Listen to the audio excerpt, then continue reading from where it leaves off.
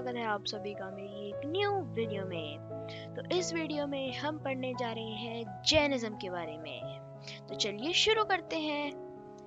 जैसे कि मैंने आपको अपनी प्रीवियस वीडियो जो बुद्धिज्म वाली थी उसमें मैंने आपको बता दिया था कि लॉर्ड बुद्धा जो थे उन्हें कैसे एनलाइटनमेंट प्राप्त हुई थी, और मैंने आपको ये भी बताया था कि जो उस वीडियो को हम 2 पार्ट्स में डिवाइड करेंगे, एक बुद्धिज्म और एक जैनिज्म। सो बुद्धिज्म तो हमने पढ़ लिया, जैनिज्म बचा हुआ था। सो इस वीडियो में उसे भी कवर कर लेंगे। Let's get started.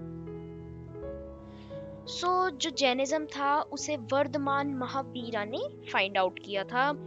He was the last and the 24th Tirthankara. Let's study about him in detail. यानी कि जो वर्धमान महावीर थे ये उनका नाम था, जैसे जो बुद्धिज्म था उसे गौतम बुद्धा ने फाइंड आउट किया था। जो जैनिज्म था उसे वर्धमान महावीर ने फाइंड आउट किया था। Who was Vardhaman Mahavir? वो जो थे वो 24th तीर्थंकरा थे, लास्ट और 24th तीर्थंकरा थे। अब आप सोचोगे तीर्थंकरा का क्या मतलब होता है। तीर्थंकरा का आप वर्ड को अज्यूम कर सकते हैं गॉड। इस वीडियो के लिए आप अज्यूम करिए तीर्थंकरा का मतलब होता है God. He was the 24th God of Jainism. ये नहीं है कि जब वर्धमान महावीर आए तभी जैनिज्म स्टार्ट हुआ था, नहीं, उससे पहले भी कई फॉलोवर थे, बट जो मेन योगदान था वो वर्धमान महावीर जी का था। जो वर्धमान महावीर थे अब उनके बारे में हम डिटेल में देखेंगे कौन थे और कैसे उन्हें भी एनलाइटनमेंट प्राप्त हुई, उनका पूरा सफर देखते हैं। ही was the son of Trishala and Siddharth. हम यहाँ पर उनकी जो मदर थी, जो उनकी माँ थी, उनका नाम था त्रिशला और उनके पिता का नाम था सिद्धार्थ। ये वो वाले सिद्धार्थ नहीं है गौतम बुद्धा वाले। हाँ, यहाँ पर सिद्धार्थ लिखा तो मेरे को एक और फैक्ट दिमाग में आया, मैं आपको बता देता हूँ कि जो जैनिज्म था वो बुद्धिज्म से पहले आया था और बुद्धिज्म बाद में आया था। जो गौतम बुद्धा थे वो इन्हीं से इंस्पायर होकर, वर्धमान महावीर से, जैनिज्म से ही इंस्पायर होकर उन्होंने ये अपना खुद का धर्म फाइंड आउट किया था, जैनिज्म से ही इंस्पायर होकर। ये सिद्धार्थ एक अलग राजा थे, ये गौतम बुद्धा नहीं थे, ये कोई अलग राजा थे जिनका नाम सिद्धार्थ है, ये उनके पिता थे। ही वॉज अ क्षत्रिय। जैसे गौतम बुद्ध क्षत्रिय थे वैसे ही यहाँ पर जैनिज्म के अंदर भी वर्धमान महावीरा जो है क्षत्रिय ही थे। ही was the Prince of the Licchavis. अब जो उनका साक्यगण था वो यहाँ पर एक लिच्छवीज उनका ग्रुप होता है, group that was part of the Vajji संघा। जैसे उनका जो संघ था साक्य, उनका गण था साक्यगण। ये यहाँ पर इनका जो था एक संघ था वज्जी संघ, उसके अंदर का एक ग्रुप था ये लिच्छवीज। वहां के प्रिंस थे, वहां के राजकुमार थे, कौन? Varthaman Mahavira. At the age of 30, he left home and went to live in forest. वो जो गौतम बुद्धा थे इन्होंने 29 years की एज में होम को लीव कर दिया था और इन्होंने 30 की एज में लीव किया था। उनकी तरह ये भी जंगल में कुछ क्वेश्चनों का आंसर फाइंड आउट करने गए कि जो गौतम बुद्धा को फाइंड आउट करने थे, सेम क्वेश्चंस इन्हें फाइंड आउट करने थे। For 12 years he had a hard and lonely life। यानी 12 सालों तक ये अकेले और इन्हें बहुत ही मुश्किलों का सामना करना पड़ा और ये अकेले रहे 12 सालों तक। At the end of which he attained enlightenment। उन 12 सालों में तपस्या करते गए जिसके अंत में उन्हें एनलाइटनमेंट प्राप्त हुई। गौतम बुद्धा की तरह इनकी कोई खास स्टोरी नहीं है कि जैसे कोई पर्टिकुलर, मैंने आपको स्टोरी बताई थी गौतम बुद्धा की, तो इनकी ऐसी कोई स्टोरी है नहीं, इनके बारे में हमारे पास ज्यादा डिटेल्स नहीं है। इनका जो धर्म था उसके बारे में डिटेल्स है हमें, उन्हें अब हम देखते हैं। जो गौतम बुद्धा ने जैसे अपनी टीचिंग्स दी थी बुद्धिज्म के अंदर, वर्धमान महावीर ने जो अपनी टीचिंग्स दी थी उन्होंने सिंपल डॉक्ट्राइन को डिस्क्राइब किया था, सिंपल डॉक्ट्राइन पढ़ाई थी। क्या थी वो सिंपल डॉक्ट्राइन, देखते हैं। Men and women who wish to know the truth must leave their homes। यानी कि जिस भी मनुष्य को ये ट्रुथ जानना है कि जिंदगी क्या होती है, उन्हें अपने घरों का त्याग करना ही होगा। they follow must very strictly the rules of अहिंसा। यानी उन्हें अहिंसा का मतलब होता है बिल्कुल भी अधर्म ना करना, किसी भी जीव की हत्या ना करना, सबसे प्रेम से बर्ताव करना। सो उसे हम बोलते हैं अहिंसा। यानी हिंसा मतलब लड़ाई झगड़ा और अहिंसा मतलब लड़ाई बिल्कुल ना करना।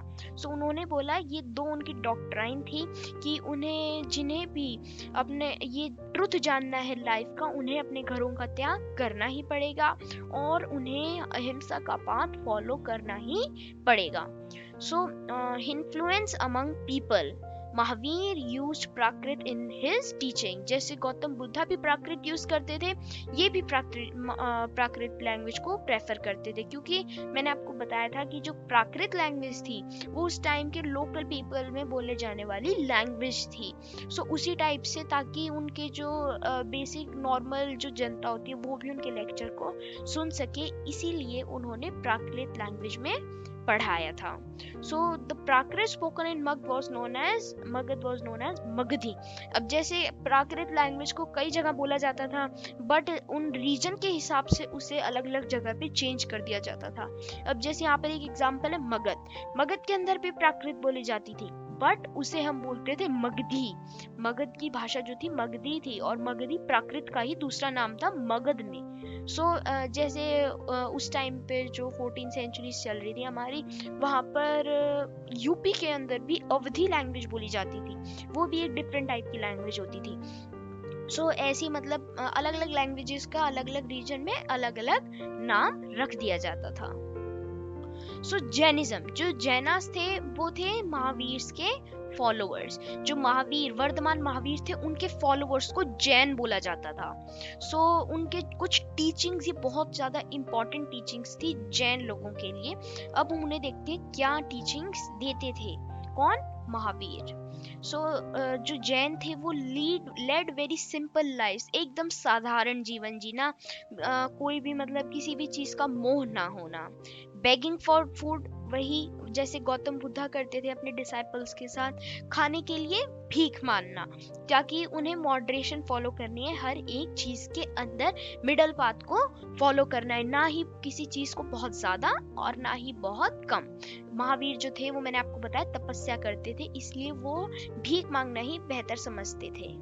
They had to be absolutely honest, ये बहुत ज्यादा इंपॉर्टेंट था जैन लोगों के लिए कि उन्हें absolute honest होना है, बिल्कुल ईमानदार होना है, झूठ नहीं बोलना है बिल्कुल भी।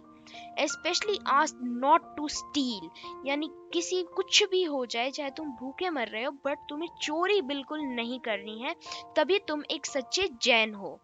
They had to observe celibacy and men had to give up everything including their clothes. So यानी कि जो पुरुष होते थे उन्हें सब कुछ गिव अप कर देना होता था, उनके चप्पल, जूते, कपड़े जो भी वो पहनते थे, कपड़ों को भी गिव अप कर देना होता था। अब यहाँ पर दो टाइप के जैन होते थे, कुछ जो होते थे वो महावीर के एक्चुअल फॉलोअर होते थे जो कि कपड़ों का त्याग कर देते थे, और कुछ जैनिज्म के सब रूलों को फॉलो नहीं करते थे बट फिर भी जैनिज्म को मानते थे। अब क्योंकि जैनिज्म के अंदर तो ये इम्पोर्टेंट था कि उनके रूल्स को फॉलो करना, बट वो किसी भी रीजन से रूल फॉलो नहीं कर पाते थे, तो वो ये बताने के लिए कि वो जैन लोगों के लिए काम करते हैं, यानी कि जैन को फॉलो करते हैं, जैनिज्म को फॉलो करते हैं, इसे बताने के लिए वो जो जैन उनके डिसाइपल्स थे, जो उनके शिष्य थे महावीर के, उन्हें भिक्षा दे दिया करते। जब वो भीख मांगते थे उन्हें भिक्षा देते थे और ये दर्शाते थे कि वो जैनिज्म के फॉलोअर हैं। तो यहाँ पर ये लिखा गया है कि इंक्लूडिंग देयर क्लोथ्स, यानी वो अपने क्लोथ्स का भी त्याग कर देते थे। अब यहाँ पर मैंने आपको बताया दो टाइप के लोग होते थे, एक जो बिल्कुल अपने कपड़ों का त्याग कर देते थे, कुछ भी नहीं पहनते थे, और एक वो जो सिर्फ सफेद कपड़े पहनकर रहते थे। उन्हें, उन दो लोगों के लिए अलग अलग नाम है। जो बिल्कुल मतलब सफेद कपड़े पहनकर रहते थे उन्हें हम बोलते थे श्वेतांबर लोग, और जो कपड़े उतार कर रहते थे, जो बिल्कुल भी कपड़े नहीं पहनते थे, कपड़ों का त्याग कर देते थे, उन्हें हम बोलते थे दिगंबर। श्वेतांबर श्वेत जैसे व्हाइट, और दिगंबर जो कि उन्होंने कपड़ों का त्याग कर दिया हो। सो आइए आगे कंटिन्यू करते हैं। Very difficult for men and women to follow the strict rules. schools. So thousands left their homes to learn and teach this new way of life. अब उस टाइम के जो लोग थे उन्होंने फर्स्ट टाइम पता चला था कि इस टाइम का भी कोई धर्म होता है. सो हजारों लोगों ने अपने घर बार का त्याग कर दिया और तब उन्हें पता चला कि ये धर्म होता है और इसे उन्होंने फॉलो करने का सोचा. Many more remained behind and supported those who became monks and nuns, providing them with food. जो कि मैंने आपको ऑलरेडी पॉइंट बता दिया कि वो जो भिक्षालु होते थे, लोग जो भिक्षा मांगते थे, उन्हें वो खाना प्रदान करते थे और ये दर्शाते थे कि वो भी जैनिज्म को मानते हैं. सो जैनिज्म, जो जैनिज्म था वो more popular among the traders compare to farmers. अब रीजन इसका ये होता था कि जो फार्मर्स होते थे, यहाँ पर लिखा गया है कि ट्रेडर्स ज्यादा फॉलो करते थे जैनिज्म को फार्मर्स से, क्योंकि फार्मर्स कम फॉलो कर पाते थे, ट्रेडर्स ज्यादा फॉलो करते थे जैनिज्म को. ऐसा क्यों? देखो, जो फार्मर होते थे वो अपनी फसल उगाते थे और वहां पर बैठे उनके ऊपर कुछ कीड़े बैठते थे. अगर वो उन्हें उन कीड़ों को मारना पड़ता था. अगर वो उन कीड़ों को नहीं मारेंगे तो उनकी फसल खराब हो जाएगी, वो कीड़े उनकी फसल खा जाएंगे. तो इसलिए उन्हें मारना पड़ता था. और जैनिज्म के रूल में लिखा है कि अहिंसा करनी है, बिल्कुल हिंसा नहीं करनी. अहिंसा के अंदर किसी भी छोटे से छोटे जीव की हत्या नहीं करनी. अगर आपने एक मकोड़े को हल्का सा भी मतलब हल्का सा अगर भींच दिया तो भी मर जाएगा, वो ही अहिंसा हो जाएगी. उसके बाद आप जैनिज्म को फॉलो नहीं कर पाओगे. सो यही इसलिए फार्मर्स के लिए बहुत ज्यादा डिफिकल्ट हो जाता था जैनिज्म को फॉलो करना, क्योंकि उन्हें अगर जैसे देखो, अगर वो जैनिज्म फॉलो करेंगे तो वो कीड़ों को नहीं मारेंगे, उनकी फसल खराब हो जाएगी. तो अगर फसल खराब हो जाएगी तो वो खाएंगे क्या? और अगर जैनिज्म को फॉलो नहीं करेंगे तो फिर तो मतलब मानते होंगे कि जैनिज्म फॉलो करते हैं, तो तब वो क्या कर सकते हैं उस केस में कि जैसे वो बाकी लोग करते थे जो फॉलो नहीं कर पाते थे, मॉन्क्स और नन्स को फूड दे सकते हैं, उन्हें भिक्षा दे सकते हैं. So spread of Jainism. अब देखते हैं जैनिज्म स्प्रेड कैसे हुआ था. So Jainism spread to different parts of north India, Gujarat, Tamil Nadu और कर्नाटक. यानी जो भी जैनिज्म के फॉलोअर्स थे, वो जैनिज्म जो भी वो लेक्चर देते थे, जो भी वो ज्ञान देते थे वर्धमान महावीर, उनको सुनकर उन्हें याद कर लेते थे, उनका निर्वाह करते थे और अलग अलग जगह पर जाकर अपने उन्होंने जो भाषण दिए थे, उनके जो लेक्चर थे, उनकी जो टीचिंग्स थी, उन्हें याद हो चुकी थी. सो वो अलग अलग जगह पर जाकर उसे स्प्रेड कर देते थे. सो कहाँ जाते थे वो? नॉर्थ इंडिया, जो हमारा आज प्रेजेंट डे हरियाणा, पंजाब और जम्मू कश्मीर और इस टाइप का जो एरिया बढ़ता है यूपी वगैरह का, वहां पर जाकर वो लेक्चर्स देते थे. गुजरात में देते थे और तमिलनाडु और कर्नाटक में लेक्चर्स देते थे, ज्ञान स्प्रेड करते थे. सो टीचिंग ऑफ महावीरा क्या थी? इनिशियली ट्रांसमिटेड ओरली, यानी जो महावीर की टीचिंग्स थी वो ओरली ट्रांसमिटेड होती थी. जैसे वो मतलब रिटन नहीं लिखते थे, अपनी टीचिंग्स को ओरली ट्रांसमिट करते थे, ओरली दूसरे लोगों तक पहुंचाते थे. So they were written down in the form in which they are presently available at a place called Vallabhi in Gujarat about 1500 years ago. यानी जो आज जैसे हमें जिनके बारे में हमें जैनिज्म के बारे में आज जितना भी पता चलता है, जो आप अभी जान पा रहे हो इस वीडियो के थ्रू, मैंने भी उन्हीं जो मतलब जहाँ से भी हमें जैनिज्म के बारे में पता चला है, वो वहां पर जहाँ पर वो लिखे गए थे वो जगह का नाम था वल्लभी. वो जगह है आज प्रेजेंट डे गुजरात के अंदर और लिखे गए थे 1500 ईयर्स अगो, 1500 साल पहले ये टेक्स्ट लिखे गए थे जो आज हम पढ़ते हैं जैनिज्म के बारे में. कहाँ लिखे गए थे ये बहुत इंपॉर्टेंट है, गुजरात, वल्लभी एक जगह गुजरात में, वहां पर लिखे गए थे. सो इस वीडियो में हमने बेसिकली जैनिज्म को पूरा एंटायरली कवर कर लिया है. आने वाली वीडियोस में हम और टॉपिक्स को कवर करेंगे. इस वीडियो के लिए इतना ही. Thanks for watching. Good bye.